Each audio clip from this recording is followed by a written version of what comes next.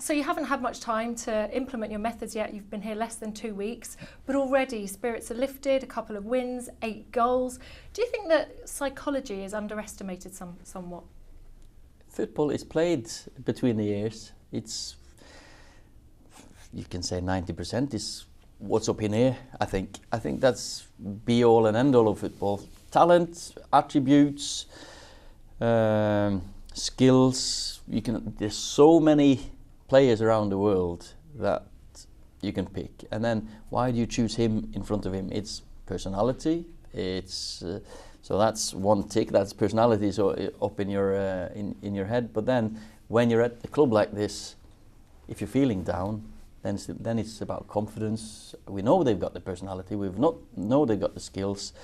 Then it's about communication and getting to know each other. But confidence is important. You've spoken already in your press conferences about taking the players individually and having a chat with them, yeah. Getting to know what makes them tick. Yeah. Did you do that in a group setting as well? Did you invite them to your office? How did it work out? Yeah, you speak to the whole team individually, what we as a staff expect from us as a group. Then it's easier to go into details with players in the office or out on the pitch. But a few of them have been into the office, some in the canteen. It doesn't have to be that formal. Because it's about speaking to them and communicating with them. You know everyone here, and it must be so nice, like family, to come back and see. Who has surprised you the most, perhaps that they're still here, or someone that you'd forgotten about? Everyone deserves to be here because of who they are, but it's so lovely just to walk in here. That Kat still, that she still wants to be here. Karen, she lasted, I'm not sure. No, there's a reason for players coming here, but there's also a reason for the staff being employed. Because the staff, they're here because they are good at what they're doing and that they're best at what they're doing. And if we can have that continuity, for example with Kath or the kids staff, the fitness, the sports science guys are still here from when I was playing. Physios are still here. I think that's so important because they know what's expected. They know the culture of the club. It's something I think is important to you. You said in your programme notes, it's important that the players understand the values. Is that part of your message at the moment, do you think? I think so, yeah. Never, ever, ever forget where you are and what badge you're wearing when you're playing. Because we do have a different history to other clubs. We do have a different tradition. We've had the best boss in the world, and we've had Sir Matt before then. We have a history, we have a way of behaving, we have a way of playing. In terms of the players, Marcus Rashford, I know you've used him as a front man at the moment. You've got a couple of players coming back from injury as well. Is he an exciting prospect for you personally? Because you can probably really improve him, can't you? You know, I went to see the young boys game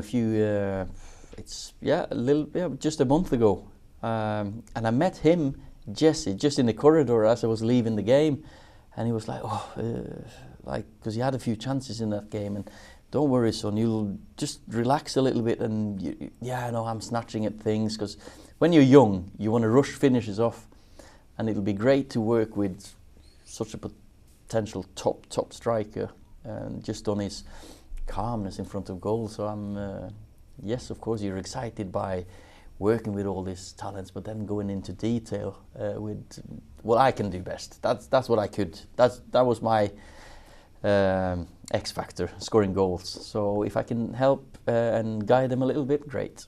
How can you do that? I'm just curious, is that something to teach that calmness, to kind of look up, to pick a pass? Is that something you have to do in a training situation or something you would do in an office situation? It's both. It's, as you started off asking about mindset and mentality, it's all in the head. Know what to do. I think that's key of everything. Know what to do and then be able to do it. So of course it's videos of good finishes, bad finishes, discuss things, and then go out and practice and be as good as you possibly can get, because there's always time for another practice session. In Alexis Sanchez and Lukaku, you've got a couple of world-class strikers at your disposal.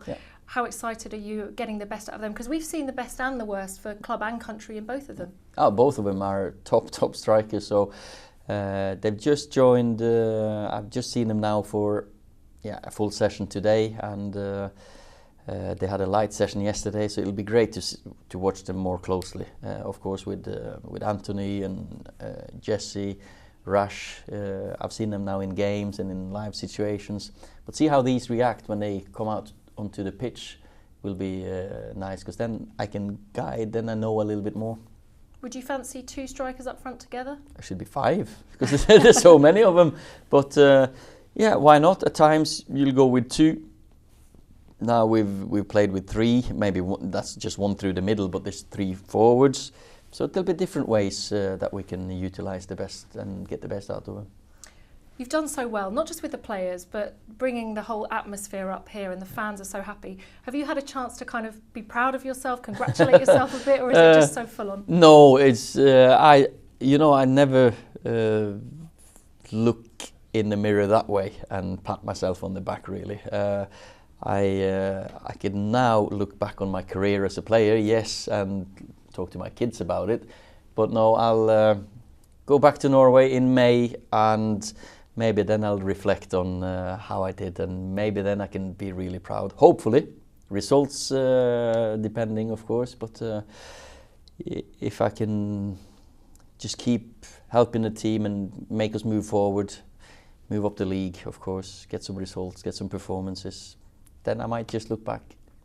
Got to talk about the great man, Sir Alex Ferguson. Ryan Giggs said that you took quite a lot of notes from his training. I just wonder if there's one key thing that you brought with you from the Sir Alex Ferguson era. Oh, there's so many things that I've modelled my way of handling players, managing games, team talks, everything. Because I did write a few things, not just behind the ear, but also in my books, and I've used some of them tricks, call it tricks at home.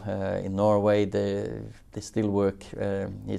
He was way before his age, the way he managed people.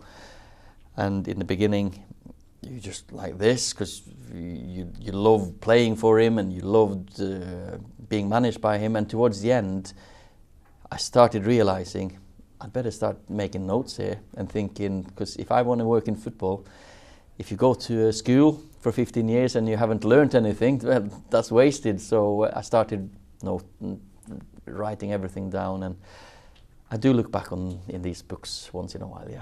Thank you very much. Thank you very much. Pleasure. Cheers. Thank you. Work on my wife would kill me, so I completely understand.